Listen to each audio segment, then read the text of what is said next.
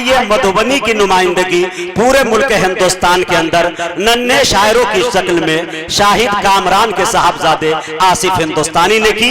बड़े अदब के साथ मैं उनसे गुजारिश कर रहा हूं कि वो माइक पर तशरीफ लाए। आसिफ हिंदुस्तानी, ये हर नौजवानों की दिल की धड़कन का आवाज है। जोरदार तालियों के साथ इस्तकबाल कर ले आसिफ हिंदुस्तानी। अस्सलामु अलैकुम रहमतुल्लाहि व बरकातहू। जी वालेकुम अस्सलाम व रहमतुल्लाहि। स्टेज पे तशरीफ फरमा उस्ताद शुराए किराम और इस मुशायरे के सदर मोहतरम और निजामत कर रहे जनाब हसनैन हबीबी साहब से इजाजत लेते हुए मैं अपने शायरी सफर का आगाज करता हूं। अता करे भाई। सबसे पहले 4 मिसरे पढ़ता हूं, देखना चाहता हूं कि कितने यहाँ सच्चे आशिके रसूल हैं और उम्मती होने का सबूत देते हैं। पढ़ता हूं, सुनिएगा जी। खरा हूं खोल कर सीना, खरा हूं खोल कर सीना, निशाना तू लगा मुझ पर। वाह वाह वाह, क्या जुर्रत है भाई, वाह। खरा हूं खोल कर सीना, खोल कर सीना, निशाना तू लगा मुझ पर। नहीं कायर समझना तू, बड़ा ही हिम्मती हूँ मैं। नहीं कायर समझना तू, बड़ा ही हिम्मती हूँ मैं।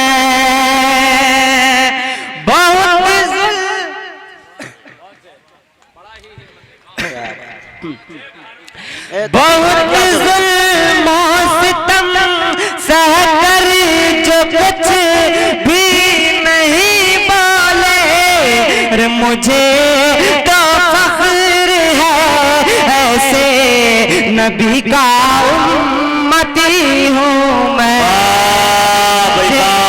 तो फख्र है ऐसे नबी का भाई। एक मिनट आसिफ भाई रुक जाए।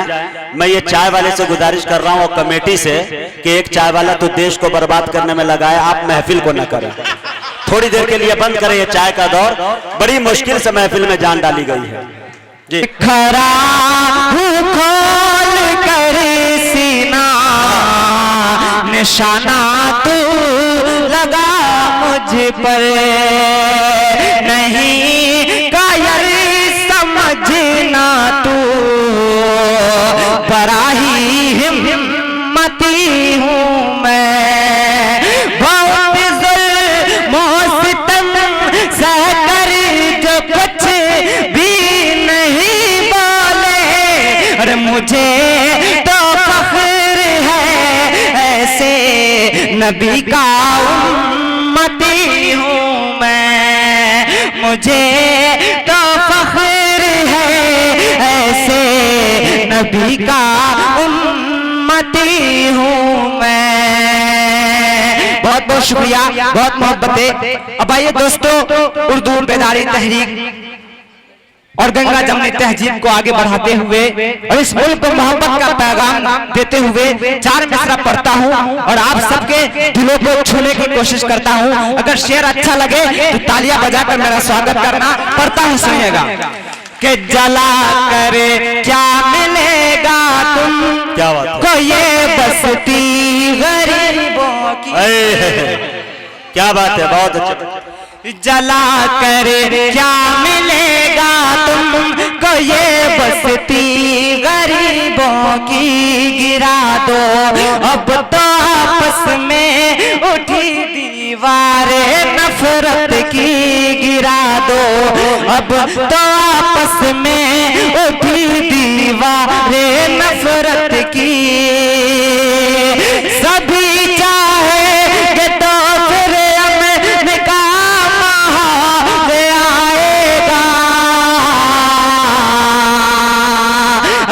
मिसरा अगर दिल को छू जाए तो तालियां बजाकर मेरा स्वागत करना। पढ़ता हूँ, सुनिएगा। जी आता कि सभी चाहेंगे तो फिर अमेरिका आएगा,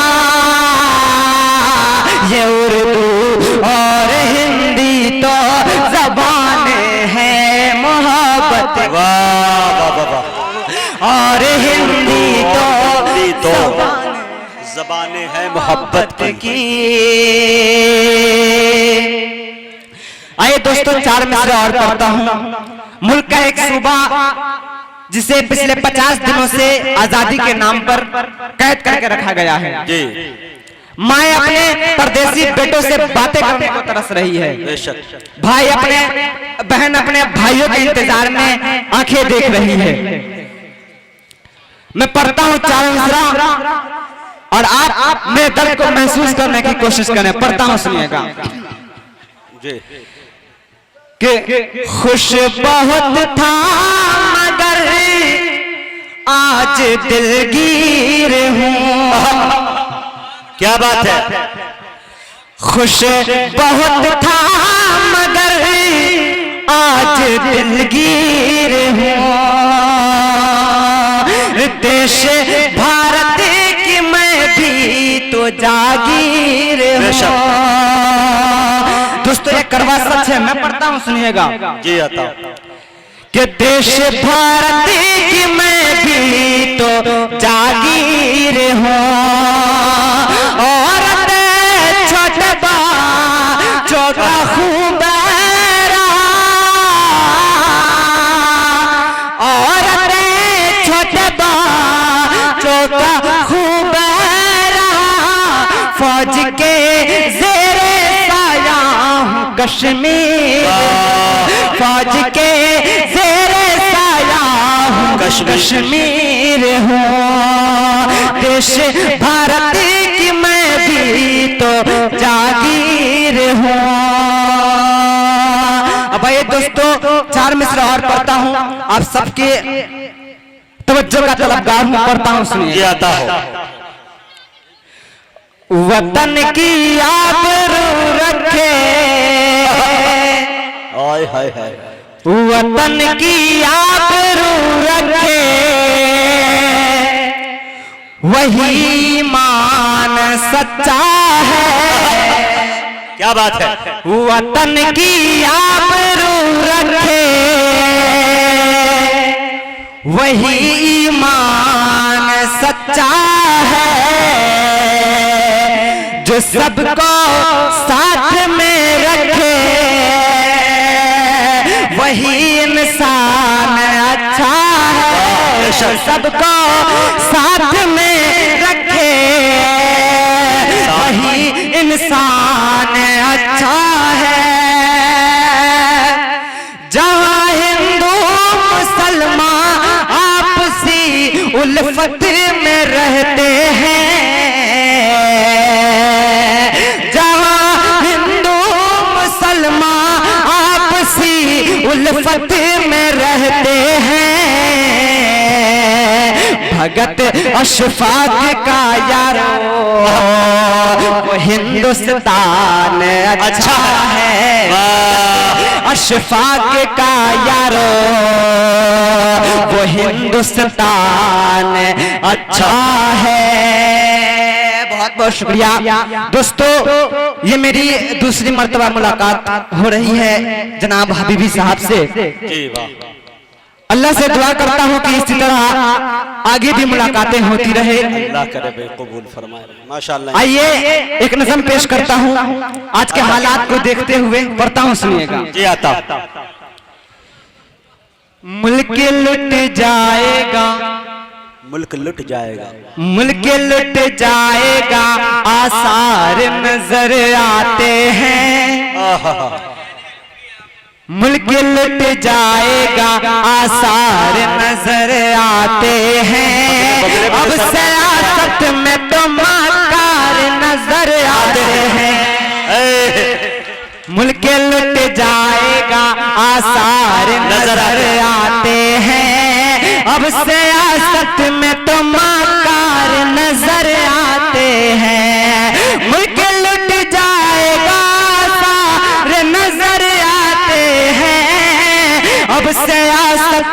तो मकार नजर आते हैं, मुल्क लुट जाएगा आसार नजर आते हैं। अब सियासत में तो मकार नजर आते हैं। पहला बंद पढ़ता हूँ बीबी साहब, देखिएगा जी कि मुल्क आजाद कराने में लगा दी जाने,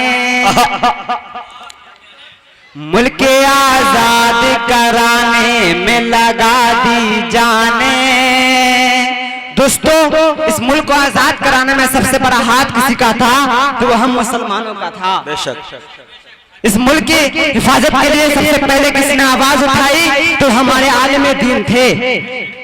क्या बात लेकिन आज हमें गद्दार बोला जा रहा है। हमारा रिश्ता एपीजे अब्दुल कलाम, डॉक्टर जाकिर हुसैन और अब्दुल हमीद जैसे शख्सियत से नहीं बल्कि लश्कर तैयबा और ISI जैसे तंजीमों से जोड़ा जा रहा है। क्यों? मैं कोशिश करता हूँ हुकूमत से। आसिफ, मुझे एक शेर याद आया कि हमको न सताओ के गुनहगार नहीं है, हमको न सताओ के गुनहगार नहीं है। ये किसने कहा तुमसे कि वफादार नहीं है? जब देश ने मांगा है लहू हमने दिया है, हम फख्र वतन है, कोई गद्दार नहीं है। जी वाह वाह वाह, पढ़ते जाओ दोस्तों। इससे बढ़कर हुब्बुल वतन का सबूत क्या होगा कि दिन रात मोहब्बत का तलबगार हूं मैं, दिन रात मोहब्बत का तलबगार हूं मैं, एक सच्चा मुसलमान वफादार हूं मैं।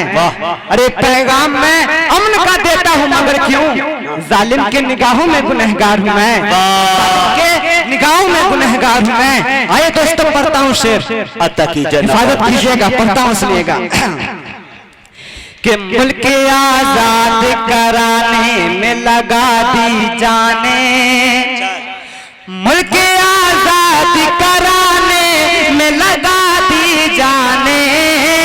बेहया को हमें गद्दार नजर आते हैं, मुल्क लुट जाएगा आसार नजर आते हैं। अब सियासत में तो मकार नजर आते हैं और मुल्क में आग लगाने के लिए छपते रहे। क्या बात है जी। ये अब्बा हुजूर के नजर कर दो बेटा तुम। जी जी जी, शाहिद कामरान की तरफ जी। कि मुल्क में आग लगाने के लिए छपते रहे। दोस्तों, अजीब हालात है हमारे मुल्क के कुछ चिन्हित पत्रकारों का।